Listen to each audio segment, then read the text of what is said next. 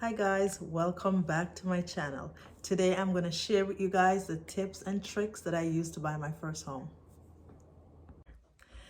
It's a journey, number one, so it will take a long process, but sit tight, relax, get your notebook, and let's go. Number one, if I can buy a house, so can you. I moved from Jamaica with $300 in my bank. And 3 years later, I was able to close on my first home. It was a lot of hard work, a lot of dedication, but you can do it. My first tip, you want to try to save as much money ahead of time before you start looking for a home. So you want to save, save, save, save, save. I can't tell you or stress that enough. There is so much in cost that goes along with a house that you're not going to see coming at you. So you need to save every dollar you got, skip the takeout. I did all of this. I literally buckled down, save all the money I can. Only thing was important to me was daycare, my rent, and my bus tickets. So save your money, save, save, save. I'm not even joking. When it's time to close on your house, the bank might tell you that your closing cost is $20,000. But when it's time to close, in actual fact, all the in costs that may show up may be $25,000 in total because you didn't budget for something that you. The next important tip I'm going to give you, which is tip number 2, get a binder and start getting very organized, because all the documents that you're going to be submitting to get your pre-approval, you're going to have to provide them when it's time to get approved for your home. So get all those documents ready, get all your researches done, get your note jot down of all the steps that you're going to be needed to take in order to get into your home. So what you're going to need is get yourself a handy dandy book, jot down everything that you're going to need, because when it's time to be approved, your bank is going to want to see all the evidence, all the proof, and also your bank is going to go all the way back, maybe 2 years into all your financial spending to make sure that you're trustworthy and you're a good candidate to lend the money that you're trying to borrow. Tip number 3, we're going to talk about your credit. So if you have outstanding debt that's been hanging on your credit for a long period of time, you need to go in and you need to try to get those debt taken care of. It's even more important to take care of those debt before you start saving, because there's 3 main important criteria that you have to meet in order to be able to buy a house. First, you have to show that you have good employment, you have a good credit score, and you have your solid down payment. So first you want to go take care of those debt that you have in the back before you start saving your money up for your down payment. The next big deal is make sure you did not co-sign on anybody's loan or anything before buying a home. If you have a co-signed on a car for somebody, that debt will pull you back and hinder you from being approved for the home that you're trying to buy.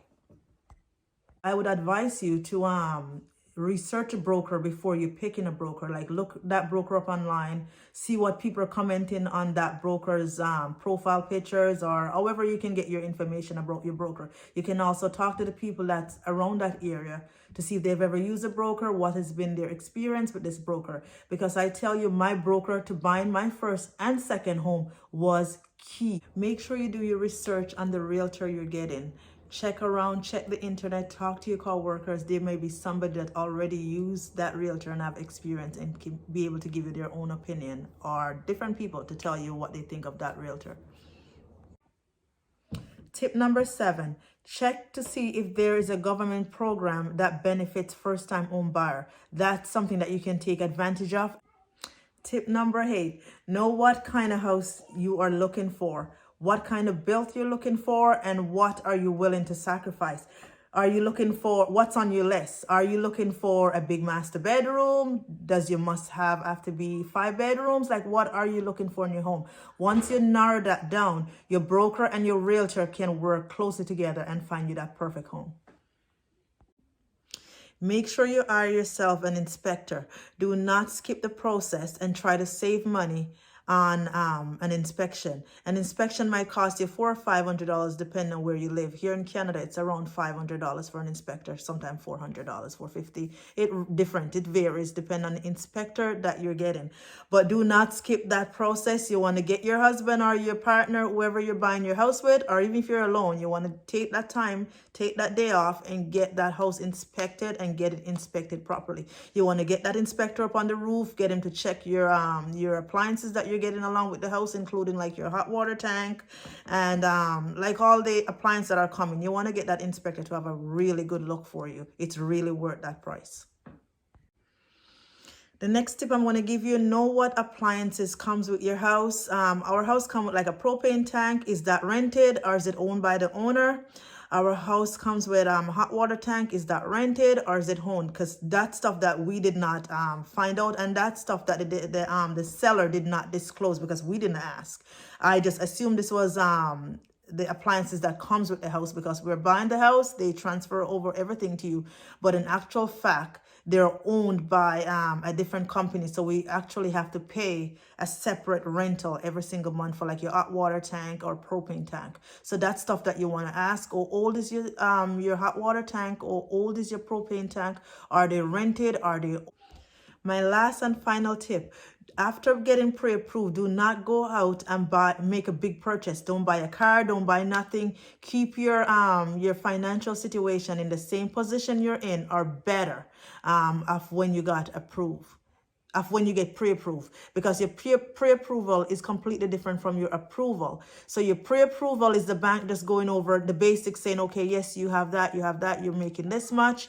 They're not really taking detailed paperwork step by step. So you do not want to go out and make a big purchase of a car or co-sign anything. That's very important. Do not co-sign anything for anybody in the time you're waiting to be approved for your home or close on your home. Do not make any changes. Stay put. Wait for your approval. The big day is coming. The exciting time is coming to get that key. So just stay put. Wait for that call to say, okay, your home is ready. You find your nice house and it's time to move in. Your closing is here. Let's go sign our papers and let's get excited to move in. If you enjoy this video, leave me a comment, subscribe. If you have any questions about my journey, ask and I will sure get back to you. Thank you.